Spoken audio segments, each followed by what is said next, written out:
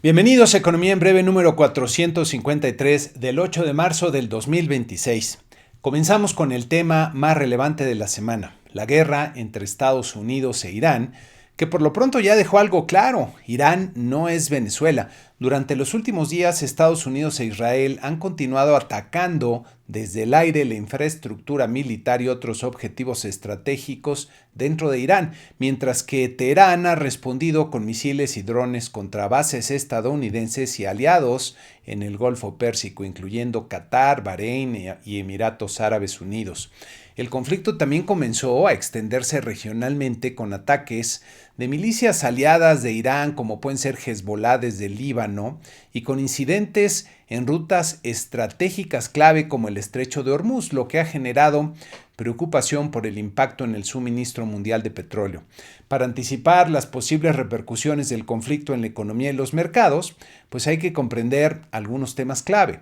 Lo primero es que pues no quedan claros cuáles son los objetivos reales que tiene Trump, que es el que comanda a las fuerzas más poderosas que están en la región y de hecho en el mundo, ya que hasta el momento pues ya se ha decapitado al régimen de los ayatolas, pero pues siguen todavía los ataques.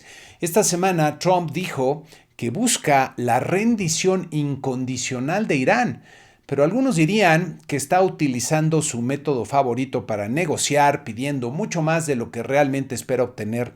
Los únicos casos de rendición incondicional en la historia moderna son los de Alemania y Japón en la Segunda Guerra Mundial. Alemania estaba completamente invadida por los aliados y Japón pues se rindió luego de las dos bombas atómicas detonadas sobre Hiroshima y Nagasaki. Conseguir la rendición incondicional de Irán requeriría o de muchas botas en el piso, es decir, soldados que por tierra invaden al país, lo que sería muy costoso, especialmente en términos de vidas humanas de ambos bandos, o utilizar una bomba nuclear, que es algo que resulta impensable.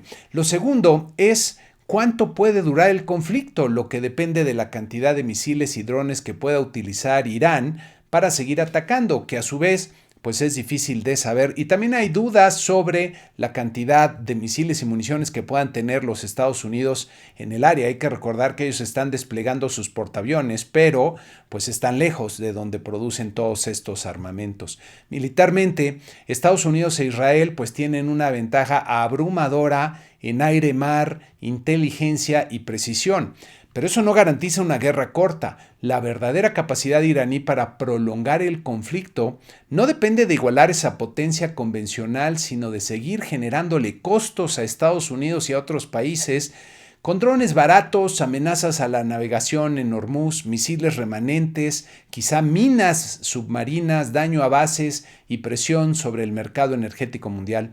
Todo apunta a que no será cuestión de 1 o 2 semanas, sino un conflicto más prolongado. Mientras más prolongado sea, mayores serán las disrupciones y las posibilidades de que se extienda regionalmente y que muchas cosas se salgan de control. Por lo pronto, los precios del petróleo ya repuntaron con fuerza, como pueden ver en esta gráfica de Bloomberg, con el petróleo tipo Brent alcanzando más de $92 por barril, lo que conlleva la amenaza de alzas en la inflación alrededor del mundo. De hecho, como consecuencia, las perspectivas para la política monetaria y las tasas de interés están comenzando a cambiar, como vemos en este par de encabezados de Bloomberg, que refieren que tanto el Banco Central Europeo como el Banco de Japón parecen estar moviéndose hacia mayores tasas de interés. Miren, el riesgo de que las tasas tengan que volver a aumentar de forma importante está creciendo, y esto haría recomendable para las empresas, dependiendo de la situación financiera de cada quien, pero en general pasar deudas que tengan en tasa variable a tasa fija. Ojo con ese tema. La siguiente parada de esta semana son los mercados accionarios, que registraron, como pueden ver aquí, caídas fuertes y generalizadas. Nuestro promedio de 10 mercados perdió en la semana 4.5%. Estas ya no son, digamos, pérdidas usuales. Normalmente los mercados pueden estar fluctuando más o menos 1 o 2 puntos porcentuales en una semana. Cuando se salen de ese rango quiere decir que están reaccionando ya a un cambio que están percibiendo en el entorno, como parece ser ahora el caso. Vean la gráfica, la pronunciada caída que se da, y hay pues bajas notables en la Bolsa de México, en Japón, también en Europa, en Francia y en Alemania, y desde luego también en Brasil, todas de más del 5%. La Bolsa Mexicana de Valores, como podemos ver aquí, terminó la semana con una pérdida de 5.7% en los 67.314 puntos. Y nuestro tipo de cambio reaccionó también de forma importante, subiendo ahora sí de los 17.23 pesos que cerró la semana previa hasta los 17.80 pesos por dólar en la semana que terminó. Y seguimos con una noticia relacionada con lo que está pasando en los mercados financieros, que a lo mejor pasó algo desapercibida, pero que podría ser una señal temprana de estrés financiero en el sistema global, que de hecho me hizo sentir un déjà vu y recordar algo ocurrido en las primeras etapas de la crisis global del 2008. Esta semana las acciones de BlackRock, el mayor administrador de activos en el mundo, cayeron alrededor de 7% en un solo día después de que la firma anunciara que limitaría los retiros de inversionistas en uno de sus principales fondos de crédito privado. El fondo, que presta dinero a empresas medianas, recibió solicitudes de retiro por cerca de 9.3% de sus participaciones, muy por encima del límite trimestral de liquidez de 5%, por lo que la firma decidió imponer un gating, es decir, restringir temporalmente los retiros. Esto prendió las alarmas sobre el mercado de crédito privado, un sector que ha crecido explosivamente en los últimos años y que hoy se estima en más de 2 billones, en castellano, billones de dólares. ¿Y por qué viene el déjà vu que les platicaba? Pues porque algo muy parecido ocurrió en el verano del 2007, un año antes de la crisis financiera global, cuando algunos fondos comenzaron a tener problemas parecidos. El fondo australiano Basis Capital, altamente apalancado y expuesto a instrumentos ligados a hipotecas estadounidenses, por un lado, cuando el valor de sus activos comenzó a caer, el fondo enfrentó llamadas de margen y tuvo que vender activos en un mercado en caída y terminó colapsando, con inversionistas recuperando apenas entre 1 y 20 centavos de cada dólar invertido. Casi al mismo tiempo, el fondo Maguire Fortress Notes, que es del banco más grande de Australia en aquel momento, anunció que había perdido un 25% de su valor debido a la exposición a esas mismas notas ligadas con las hipotecas. Aunque Maguire era una institución mucho más sólida, el hecho de que su fondo Fortaleza estuviera haciendo agua generó un impacto muy importante en los mercados asiáticos y oceánicos.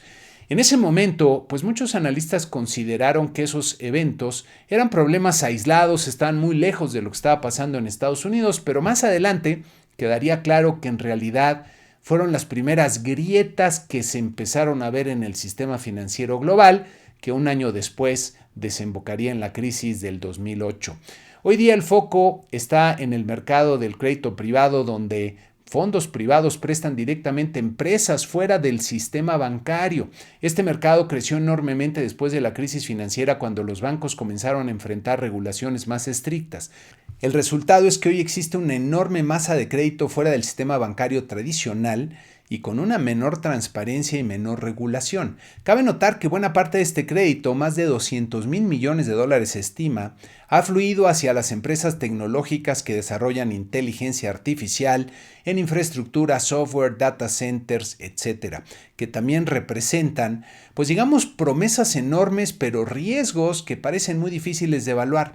¿Significa esto que viene otra crisis?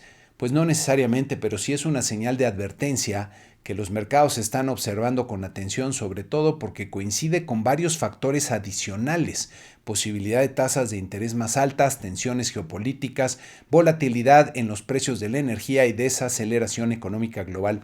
La historia financiera nos enseña que las crisis casi nunca comienzan con un gran evento visible, sino con pequeñas grietas en sectores específicos del mercado que al principio parecen aisladas. Por ahora, este episodio de BlackRock pues no es una crisis, pero sí podría ser una señal temprana de estrés financiero en los mercados, así que hay que prestar mucha atención a lo que está ocurriendo.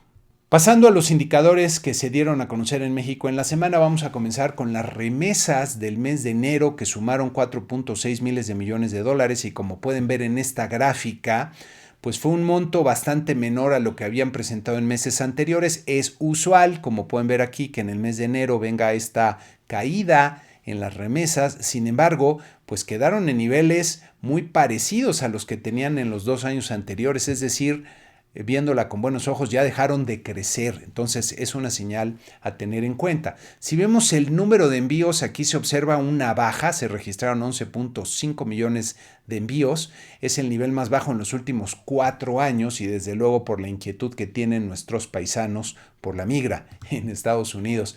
Si vemos el monto promedio de las remesas, pues fue de $401 por envío. No estuvo tan mal, como pueden ver aquí, mejor que en años anteriores, aunque nuevamente aquí por el miedo a que los vayan a pescar cuando van a hacer sus envíos, seguramente van menos veces y esto sube el promedio de la remesa.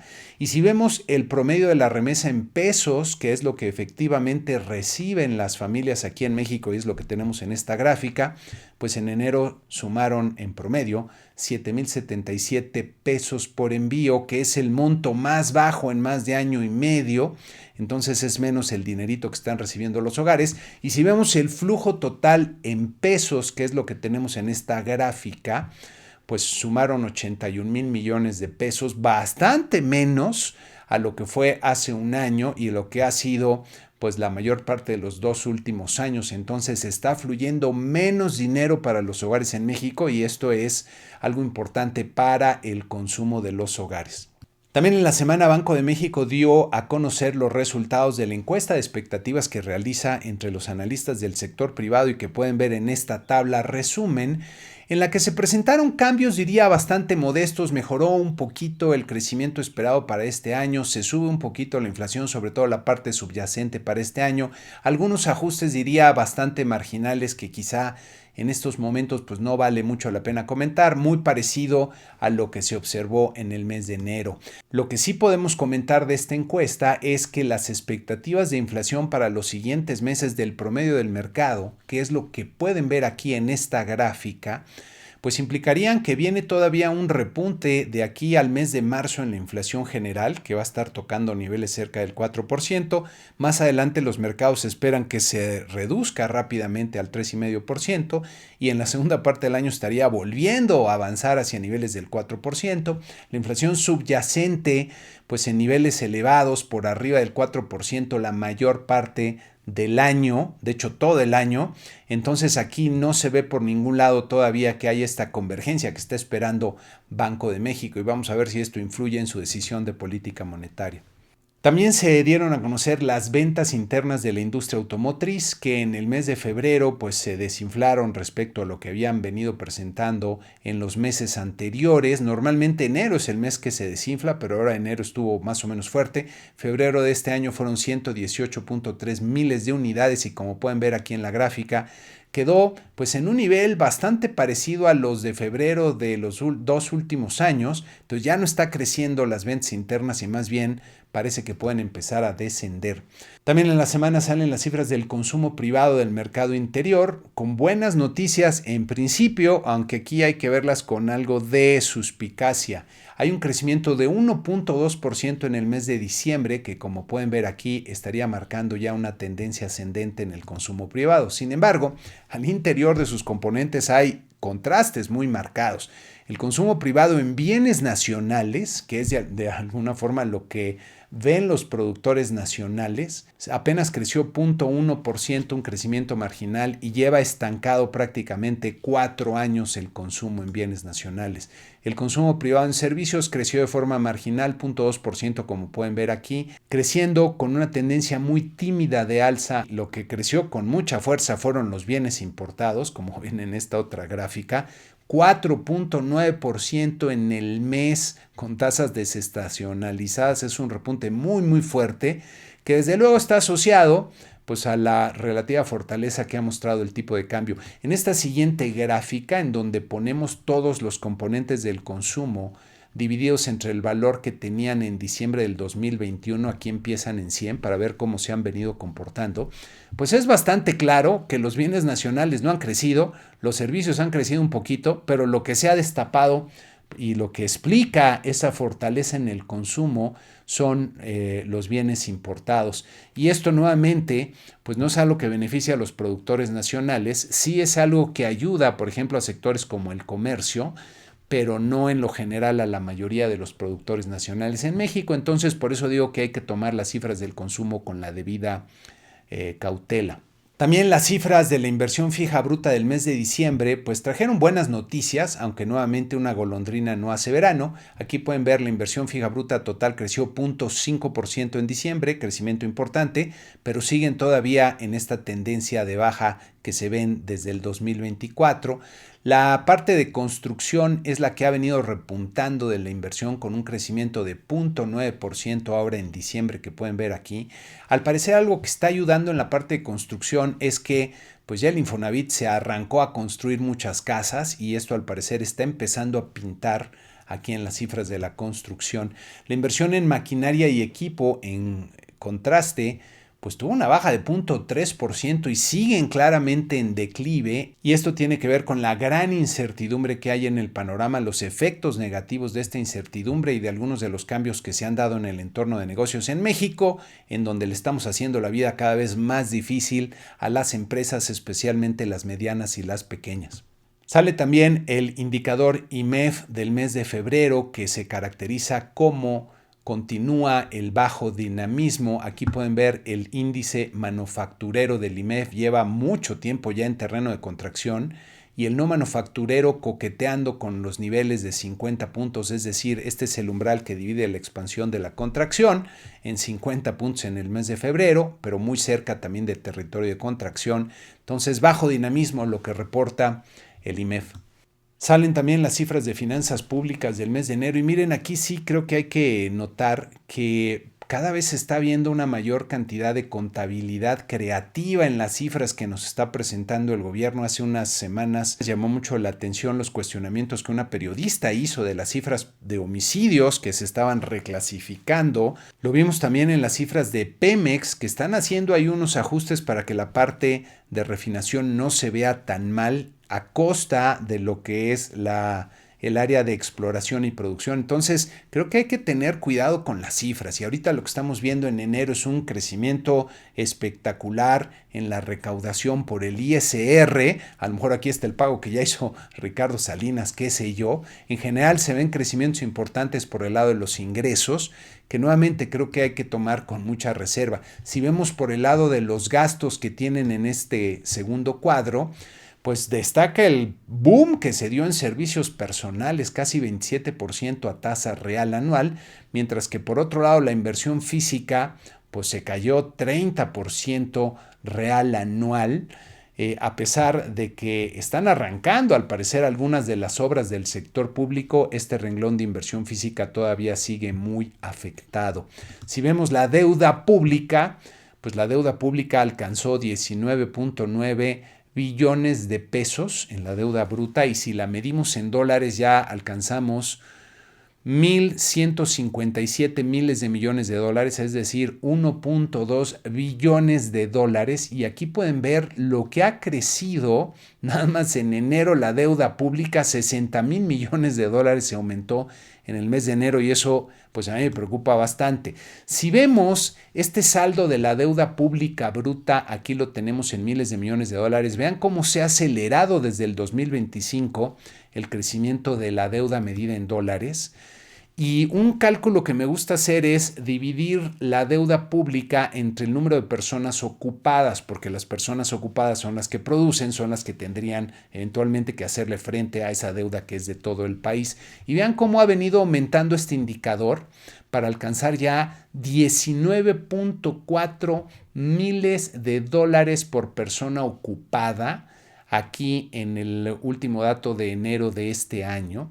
Otra forma de verlo, que es lo que les voy a presentar en la siguiente gráfica, es si comparamos el PIB que se produce por persona ocupada, que es lo que tendríamos en esta línea del lado derecho, y eso lo comparamos con la deuda pública dividida entre el número de personas ocupadas, que es lo que tenemos en las barras azules de esta gráfica, Lo que estamos viendo es que se está abriendo más esa distancia. Por un lado, las personas ocupadas producen cada vez menos y por otro lado, pues deben cada vez más. Y ya alcanzó un monto de 230,000 pesos del 2018 por persona ocupada.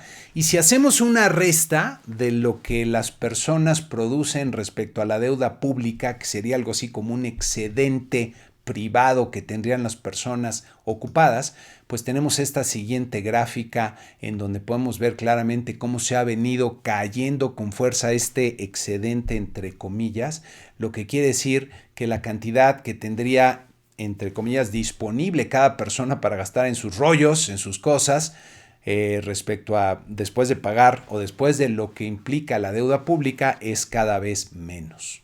Pasando a Estados Unidos, tuvimos los datos del reporte de empleo de febrero que presentó pues malos resultados, porque por un lado la tasa de desempleo aumentó a 4.4% aquí en este último piquito que ven aquí, por arriba de lo que se esperaba, eso no fue muy bueno, pero lo que llamó mucho la atención es que las nóminas no agrícolas que se esperaba aumentaran en 58,000, pues se cayeron en 92,000, como pueden ver aquí en la gráfica. Ya tienen varios meses en los que de repente se caen. Es cierto que ahorita hubo una huelga por ahí que afectó, pero en general se percibe debilidad en los números, en general en los diferentes sectores.